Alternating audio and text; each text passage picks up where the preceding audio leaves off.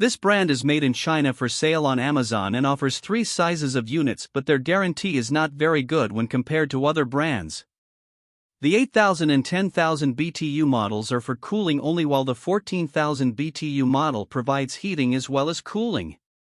They have only 2 fan speeds, but they have oscillating louvers which do a good job of circulating the air throughout the room. They only have a standard washable filter which does not do much to clean the air. These air conditioners use environmentally friendlier 32 refrigerant but only use an exhaust hose, which means conditioned air is constantly being removed from the room and having to be replaced by outside air, which is less efficient. The units have electronic controls with a remote but do not have Wi-Fi or voice command control, and the remote control does not sense the room temperature.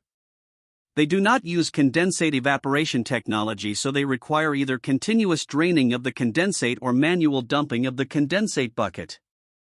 This brand receives an overall 1-star don't buy rating from HvacRepairGuy. Please share your experiences with this brand in the comments section of the HvacRepairGuy YouTube channel.